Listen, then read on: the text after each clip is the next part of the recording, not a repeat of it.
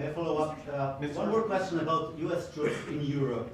After Russian invasion of Ukraine, your predecessor sent additional troops to Eastern Europe, including Poland, my country. Yeah.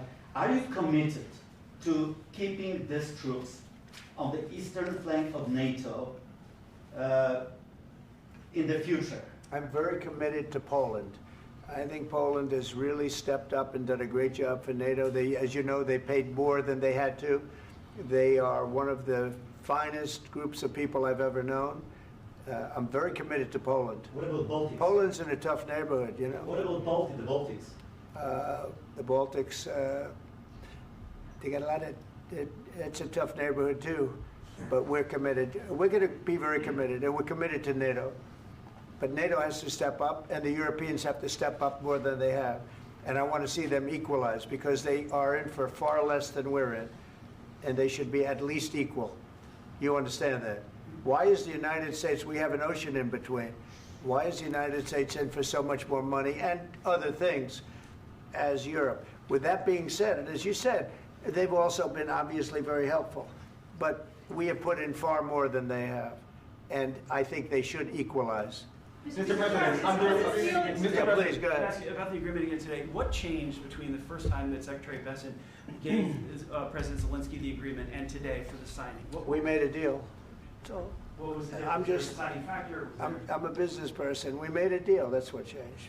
Mr. President, I didn't think we were going to make a deal, and we ended up making the deal, so that changed. Mr. President, what and how do you envision a trilateral summit with President Zelensky and Putin? I don't know, under but these well, they circumstances? don't like each other. I can tell you that. Okay? They do not like each other. This is not a love match, and it's unfortunate. That's why you're in this situation. The United States should not have allowed this to happen. Okay? The United States, run by a man that didn't know much, I'm going to be very nice, run by an incompetent person, very incompetent person, should never have allowed this to happen. I've stopped wars. I've stopped many wars. My people will tell you, I stopped wars that nobody ever heard about. I stopped wars before they ever started. You can look at some of, I could give you a lot of nations that would tell you right now they were probably going to war. I could tell you right now there's a nation thinking about going to war on something that nobody in this room has ever even heard about. Two smaller nations, but big, still big. And I think I've stopped it. But this should have never happened. Mr. President, sorry, just a second. About any negotiations. First of all, I want really to tell you, and I think that everybody understands that Ukraine, more than Ukrainians, nobody wants to stop this war. But at the future, any negotiations, it's understandable that two sides of the war, not Russia and the United States, because this is not the war between Russia and the United States. This is war of Russia against Ukraine and Ukrainian people. So these two sides will be at the anyway will be at the negotiation table. Then of course United States, like the strongest partner of the Ukraine, and of course Europe. I think Europe is very important. I want to speak about it with the President. Yes, Europe is very important for us because we really defend Europe for today. All Europeans really recognize that we are defending the line and they have real life and our people are dying. That's why they helped us. And also it's about the NATO. Yes, between, like the President said, you have big, nice ocean. Yes, between us. But if we will not stay, Russia will go further to Baltics and to Poland, by the way. But first to the Baltics. It's understandable for them because they've been in the USSR. You know, they've been one of the republics of the USSR, and Putin wants to bring them back to his empire. It's a fact. And when he will go there, if we will not stay, you will fight. Your American soldiers, it doesn't matter, do you have ocean or not, your soldiers will fight. Mr. President, would you be willing to visit Ukraine, maybe Kyiv or Odessa, which is known to be at the Riviera or Black Sea? It was my question. I'm sorry. I don't want to talk about Odessa now. Let's not talk about Odessa. I want to talk about making a deal, getting peace. We don't have to talk about Odessa. But a lot of cities have been destroyed. A lot of cities that are not recognizable. There's not a building standing. No, no. And a lot of things have Mr. President, you have to come and to look. No. We have very good cities. Yes, a lot of things been destroyed, but mostly cities alive, and people work, and children go to school. Sometimes it's very difficult. Sometimes closer to front line, children have to go to underground schools or online, but we live. Ukraine is fighting and Ukraine lives. This is very important. And maybe it's Putin is sharing this information that he destroyed us. No, he lost 700,000 people, 700,000 soldiers. He lost everything. Yes. So. Mr. President, one more. I mentioned Poland. Please, go ahead. When did you last speak with President Putin, and what did he say that? A couple of days ago. And what did he tell you that gave you the assurance that he wanted peace? Well, that's what I do. My whole life is deals. I know pretty good, and I've known him for a long time. I've dealt with him for a long time. He had to suffer through the Russia hoax. You know, Russia was a hoax. It was all Biden. It was nothing to do with him. So he had to suffer through that, and he was able to do that. I think that he wants to make a deal, and he'd like to see it end. That's all I do. That's what I do. My whole life, that's what I do, is make deals. And I'm in the middle of a mess, because this is a real mess. It's a very dangerous one. If this doesn't get solved now, it's not going to get solved for a long time. So I hope we're going to get it solved. In the back, please. Thank you, Mr. President. Prime Minister Starmer claimed repeatedly that his government believes in free speech and was not engaged in censorship. But his country's government arrests people for memes and thought crimes, and even more worrisome is pressuring American companies to censor Americans on its behalf. How can he be a reliable, trustworthy partner when he says things that are demonstrably false on such an important topic? Well, we actually spoke to him about that yesterday, and we thought they took it very, very much too far. JD was very strong on it. So was I. So was Marco. And we've been speaking to him about it. Marco, would you like to say something about that? Yeah, we have concerns, obviously, with the conduct of those, particularly as it impacts Americans. And there's real concern that American speech, which is online, could fall into the hands of British or any country's jurisdiction. And so this is a point the Vice President made at Munich, and I think it's a very compelling one, that what unites us with Europe, as much as anything else, is these shared values, and one of them being free speech. And so if Americans are threatened by it, we're going to need to take action in that regard. Mr. President.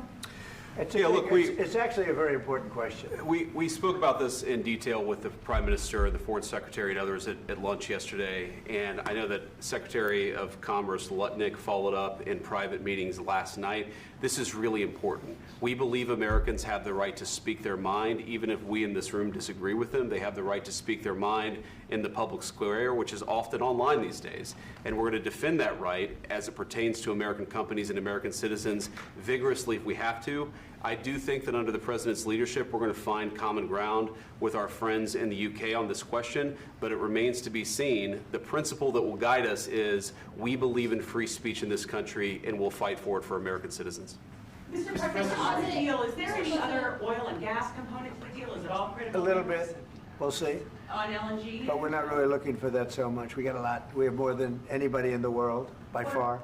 So no, we're not talking about it too much, but a little bit. I think it affects also, but for the most part, no. And sir, is there any agreement from Ukraine to purchase U.S. LNG as part of the deal, or is that on the table at all? No, we don't need that. Mr. President, I just wanted to ask you about, you just mentioned that you'd spoken to Vladimir Putin a couple of days ago. Just to be clear, that's a new call, not the one that you... I've spoken to him on numerous occasions. Okay, and how was the latest call? What did you discuss? How did it go? Are you serious with that question? I am, I'd love to know. It went well. I think we're going to have a deal. On the minerals deal, Mr. President, some of those minerals are in the east of Ukraine, not far from the front lines and in areas that Russia has occupied. Will you direct President Putin to withdraw his forces from those areas if there's U.S. interest? Well, we'll take a look at the time. We have a lot of area. It's a very big area we're talking about, so we'll take a look. I'll study that and I'll see. And who would protect those minerals if they are U.S. interests? Would that be Ukrainian They'll forces? be protected. The agreement will protect them. U.S. The agreement, yeah, we're signing an agreement.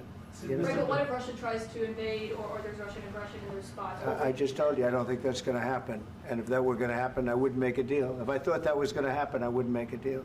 Some people may wonder why. You know, they ought to focus on CNN on survival, not asking me these ridiculous questions. Focus on surviving, because CNN's got such low ratings, I don't think they're going to survive. Let's go. Please, go. One more. Since I already mentioned Poland. Poland was under Russian control for decades after the Second World War.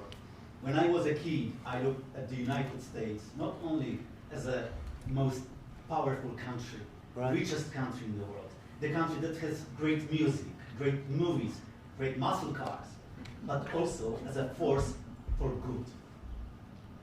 And now I'm talking with my friends in Poland, and they are worried that you align yourself too much with Putin. What's your message for them? Well, if I didn't align myself with both of them, you'd never have a deal. You want me to say really terrible things about Putin and then say, "Hi, Vladimir, how are we doing on the deal?" That doesn't work that way.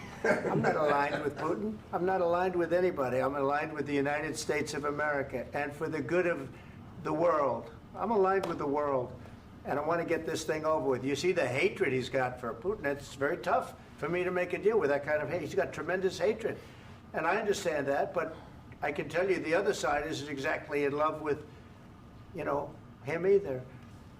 So it's not a question of alignment. I'm aligned with the world. I want to get the thing set. I'm aligned with Europe. I want to see if we can get this thing done. You want me to be tough? I could be tougher than any human being you've ever seen. I'd be so tough. But you're never going to get a deal that way. So that's the way it goes. All right, one more question. I will respond to this. So look, for 4 years in the United States of America, we had a president who stood up at press conferences and talked tough about Vladimir Putin, and then Putin invaded Ukraine and destroyed a significant chunk of the country. The path to peace and the path to prosperity is maybe engaging in diplomacy. We tried the pathway of Joe Biden of thumping our chest and pretending that the President of the United States' words mattered more than the President of the United States' actions. What makes America a good country is America engaging in diplomacy. That's what President Trump is doing. Can I ask you? Sure. Yeah? Yeah. Okay. So he occupied our parts, big parts of Ukraine, part of East and Crimea. So he occupied it on 2014. So during a lot of years, so I'm not speaking about just Biden, but those time was Obama, then President Obama, then President Trump, then President Biden, now President Trump, and God bless, now President Trump will stop him. But during 2014, nobody stopped him. He just occupied and took. He killed people. You know what the contact 2015. 2014. 2014 and 2014. 2014. Yeah. So I was not here. Yeah, but that's exactly right. Yes, but during 2014 till 2022, yeah, the situation the same. The people are been dying on the contact line. Nobody stopped him. You know that we had conversations with him, a lot of conversation, my bilateral conversation, and we signed with him, me, like a new president. In 2019, I signed with him the deal. I signed with him, Macron and Merkel, we signed ceasefire. Ceasefire. All of them told me that he will never go. We signed with him with gas contract. Yes, but after that, he broken this ceasefire. He killed our people and he didn't exchange prisoners. We signed the exchange of prisoners, but he didn't do it. What kind of diplomacy, JD, you are speaking about? What do you mean? I'm talking about the kind of diplomacy that's going to end the destruction of your country. Yes, but if you Mr. President, with respect, I think it's disrespectful for you to come into the Oval Office and try to litigate this in front of the American media. Right now, you guys are going around and forcing conscripts to the front lines because you have manpower problems. You should be thanking the President for trying to bring an end to this conflict. Have you ever been to Ukraine that you say what problems we have? I have been to. Count once. I've actually watched and seen the stories, and I know what happens is you bring them on a propaganda tour, Mr. President. Do you disagree that you've had problems bringing people into your military? We have And do you think that it's I will respectful answer. to come to the Oval Office I of the will United answer. States of America and attack the administration that is trying to prevent the destruction of your country? A lot of questions. Let's start from the beginning. Sure. First of all, during the war, everybody has problems. Even you, but you have nice ocean and don't feel now, but you will feel it in the future. God bless. You don't know that. God bless. You don't know God that. bless. You Don't- will not have a war. Don't tell us what we're going to feel. We're trying to solve a problem. Don't tell us what we're going to feel. I'm not telling you. Because I'm you're in no answering on this position to question. dictate that. That's Remember exactly what this. you're doing. I'm not You're dictating. in no position to dictate what we're going to feel. You We're will- going to feel very you will good. feel influence. We're going to feel very I'm good and telling very you, strong. You will feel influence. You're right now not in a very good position. You've allowed From the yourself very- to be in a from very the very bad position, beginning and he of the happens war. to be right about From the it. very beginning of the war. You're not Mr. in a Brown, good position. I You was don't have the saying- cards right now. With us, you start having not cards. playing But cards. right now, you I'm don't. very You're playing serious, cards. Mr. President. You're I'm playing very cards. serious. You're I'm gambling the with the president lives in of war. millions of people. You think- You're gambling with World War What do you- III. what do you You're speak about? gambling with What do you World speak War about? III. And You- what you're doing is very disrespectful to the country, this country. I'm That's with back all to you. respect to your Far country. more than a lot of people said very they respect. should have. Have you said thank you once? This A lot entire of meeting? times. No, in this Even entire meeting, today. have you said thank Even you? today. You went to Pennsylvania and campaigned for the opposition in October. Offer some words of appreciation for the United States are of you America speaking about? and the president who's trying to save your country.